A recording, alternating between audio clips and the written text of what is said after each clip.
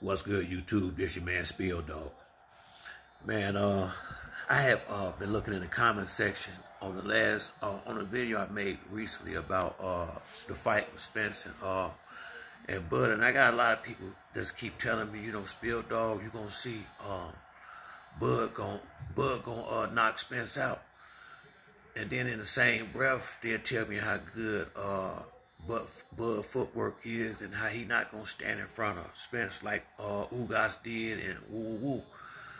And you really can't have it both ways. That's what they don't understand.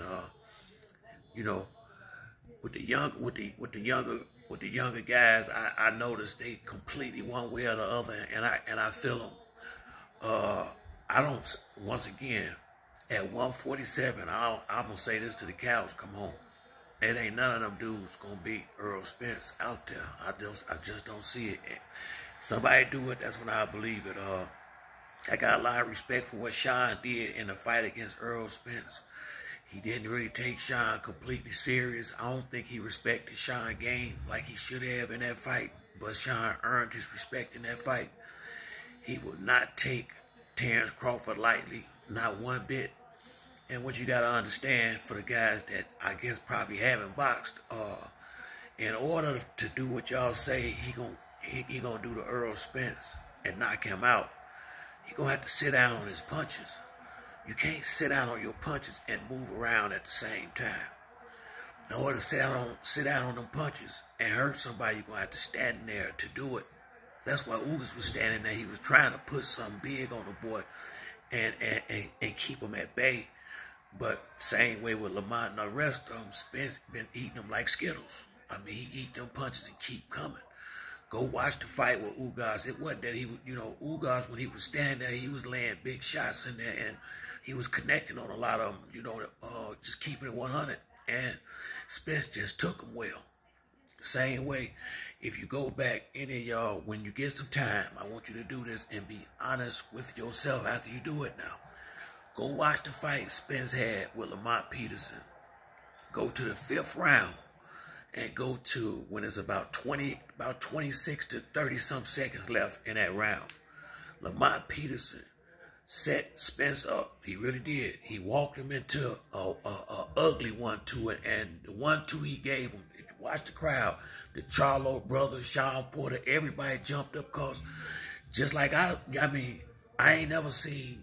I haven't seen too many people get hit that flush in boxing, and he barely took a step back. He barely took a step back and had a smile on his face.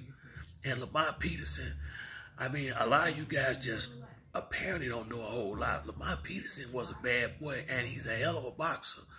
And he ain't no little, just go watch that fight. That's all I'm saying. Go watch that fight. Lamont Peterson was walking around at about 165, 170 pounds. Now, if you want to be honest, Bud and Spence walk around between 180 and 190 pounds. They both big welterweights, both of them. But Spence has been in there with the top guys. And it's not like Crawford wouldn't have fought these guys. Bob Arum fucked Crawford around, messed Crawford around a lot, truthfully.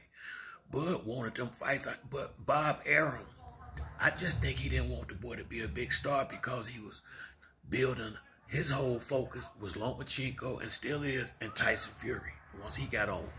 And I just think he just was trying to stifle Bud's his publicity, maybe so he could not pay him what he was been worth. But I don't think Bud didn't want the fights, but he damn sure wasn't getting them. The guys Bob Arum had them fighting, and he wasn't getting over here with Danny Garcia and all the guys who people gonna pay to come watch you fight. That ain't necessarily his fault, but it ain't Spence's fault either. And you can't get you don't get the experience, or you don't get to test your chin until that happens. Peterson had caught Spence flush. Kell Brook caught Spence quite a few times flush. Ugas flush. Sean Porter flush. El Campo got a good one in on him. Crawford even said it flush. He ate all of them. All of them. and knock these dudes out. So what I'm saying is I've seen Crawford hurt twice, bad, by Gamboa first, and I see him straight dropped by Kowalski's Mean Machine. Now he got up and took care of his business, but them guys can't even carry Spence bags in the gym. Real talk. And so for me, I know I didn't watch Crawford like I watched Spence career, so I've been watching his fights lately. And Crawford do have that dog in him. Now, I always watched him and always liked him. Let me get that part straight. But I've paid closer attention because this fight is coming up. And Crawford does have that dog in him, 100%. 100%. He is going to be the best guy Errol has fought. But Crawford also get touched in every fight he in. And these guys is not on Spence level. He gets hit. Now, he not getting hit by the same caliber guys that Spence been getting hit flush by. But he getting hit flush by the caliber guys he fighting. And he taking them somewhat. But like I said, I done seen him hurt bad twice. And I'm saying that because Spence is going to be able to hit the boy. That's what I'm saying to you. And these guys that he been fighting, they don't have the reach or the height, some of them, that Spence got. So it's going to be a war in that ring. And once they start warring, Crawford's, the confidence that he got that he have in himself, because I ain't got no question in my mind that he got confidence because he signed that contract. That let me know he believe he can do what he said he can do. I love it in him. I do. I love it in him. It's just going to make for a better fight. But that dog Crawford got is why he's going to end up at some point standing in front of Spence, because for him to do what y'all saying he going to do, knock him out, well, you got to put something real on him to do that. You can't, you can't run it. You're not going to be able to get good power on a guy if you punching and moving at the same time, which means he going to have to, at some point, plant them feet and let them hands go. And it's going to be from time to time throughout the fight. That's what if to knock him out, you got to stand there and put something on him. And you got to hold your hands. I mean, you got to hit hard. That's what Keith haven't been doing lately. Keith Thurman, since he done started moving around the ring a lot. Before, he was planting his feet, and putting the big shots on guys. That's how you get a dude up out of there.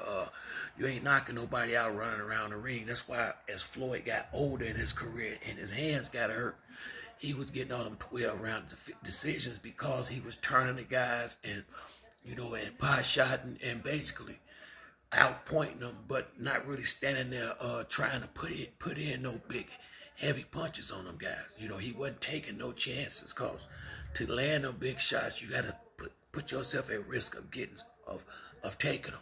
It ain't no way around it, and that's gonna happen in that fight, and that's the part that's gonna be to his detriment, because once again, just do like I'm doing. Go back when you get time off work or whatever career you got. When you get a little spare time, just watch the fights. Watch them both, and try to be honest with yourself and say, damn, could Bud have took them? Would he have took them punches the same way?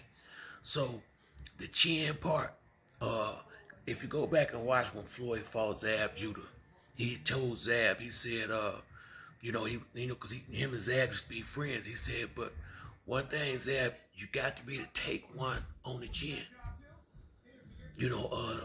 And that's real. Floyd had a granite chin. Spence got a granite chin. Andre Ward had a granite chin.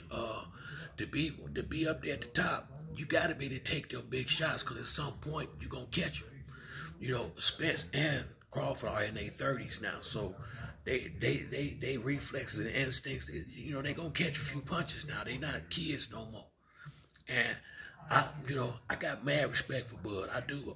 But he finna be outgunned in this one. I mean, he gonna be in there with a guy.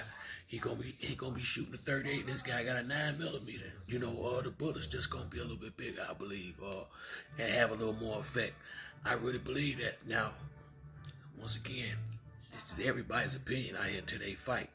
But in my opinion, he in trouble when he get in the ring with Spence. But what I like the fact is he don't think so, and That's what that's what you want. You don't want a guy that's got apprehension and going in there for no fight like this. I want to see which one of them is the best. I really do. And if by some, and I just don't see it. It ain't no imagination. Spence gonna work this boy.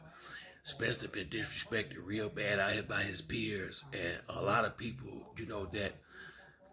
I mean, I just don't think he deserved the disrespect he's received, and he not getting no credit for the domination he's been doing over in the welterweight division. I really, especially from his peers, he's gonna go out there and earn that respect. I really believe that, Crawford getting mad love for the welterweight division when he really ain't fought nobody. They gave him the belt. Jeff Horn. I mean, can't nobody really be realistic and say Jeff Horn deserved it, ever had that belt. Bob Arum took that belt from Manny when he left Top Rank. That was his last Top Rank fight when he fought Jeff Horn and got robbed. And he took the belt from Crawford, from Manny, and gave it to Crawford as probably consolation for not getting him the big fight. He basically just handed him that belt, and I'm not trying to be, it just is what it is. Now, the people he fought since he got the belt is way better than Jeff Horn. Mean Machine was better than Jeff Horn. Benavidez was better than Jeff Horn. Amir Khan was better than Jeff Horn. Sean Porter, you know damn well he was better than Jeff Horn. Everybody Sean fought after he got that belt was way more than the guy he got the belt from. In my opinion, Jeff Horn ain't shit. You ain't heard a peep out of him since Crawford beat him up. And he didn't beat Manny that night. That was, he got robbed. Manny got straight up robbed, and I don't blame. If I'm Bob Arum and I'm a promoter, I would want to keep the belt with my promotional company too. You remember Manny left and went to PBC. You know damn well Bob wasn't gonna let him take that belt over there. Crawford would have never got his hands on it. So I can't do nothing but respect what happened, and that's why I was kind of, when Crawford was going in on Bob, I'm thinking he looked out for you. He basically gave you the belt, not saying that Crawford couldn't have beat somebody over there to get the belt. I'm not saying that. I'm just saying how he got it. That's all I'm saying. He didn't have to go that route. He could have fought Spence instead of Jeff Horn. His own trainer said it was the easier route going Jeff Horn. That ain't me. That's him and Bomac. So he wasn't ready for Spence back then. He think he ready now. He said that after he fought Sean Porter. He said, oh, y'all waited too late. I'm ready now. I mean, he even said it, and it's not because of talent. It's because he had to grow into the division. Crawford is not he was fighting at 135 pounds. The same way y'all claim Mikey Garcia came up there, you think Crawford doing. And that's part of the reason why I feel as strong as I do about it. Errol Spence is a natural welterweight. He really is. In my opinion, bigger than, a slightly big, and a big welterweight at that. So it's going to be like I said, Crawford did have to grow into this, and I got respect for him for taking this fight, but he worked his way up to this, and this is going to be a big test for him, and you got to respect him for taking it, but, that's why he tested himself. It's a good, I know where the hell he going to be spent from where I'm sitting, but I respect him for trying, I really like this fight to be over with, because it make it seem like you don't like the boy when you tell facts about certain things, just because some people, I'm trying to just, keep the shit accurate, but I just want to get this fight over with, so, and they dragging this shit to the moon. I mean, Lord have mercy, they could have fought twice by now, in my opinion. I really would like them to get this over with. If Spence win, we ain't got to go through it no more. Now, if Bud win, whoever win this fight is top dog. I feel like it's Spence all day, but whoever win this fight is top dog. And to be honest with you, I wouldn't even want to go through this shit again. All the weight and dragging it out. Look at Canelo and Triple G this last fight. That's why I didn't make no video. I had said it before the video. GGG, old ass man. Now Canelo gonna beat the hell out of him. That's what he did. Triple G been washed up. He just been sitting around waiting for that big money. And this fight is damn near now or never.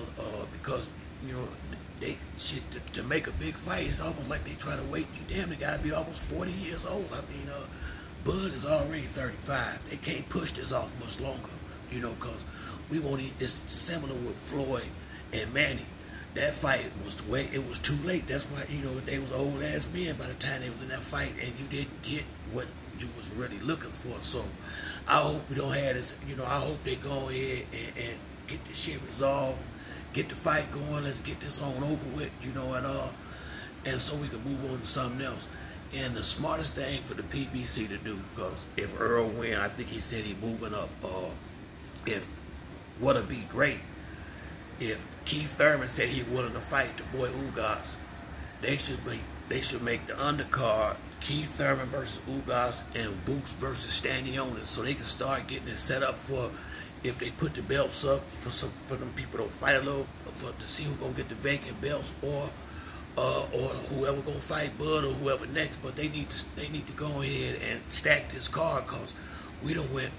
The last decent fight in that division was, I guess, Danny Garcia Benavidez back in August. Man, it's months going by without fights in the division, man. And shit, I mean, PBC need to get on their business, man. They starting to fall off over there a little bit, man. You know, so they need to get these fights going and start getting these guys back in the ring and stop letting these dudes sit on the sidelines so long. But that's it for me on this video. If you like the video, hit like and subscribe. Till the next time, it's your boy Spill Dog. I'm out.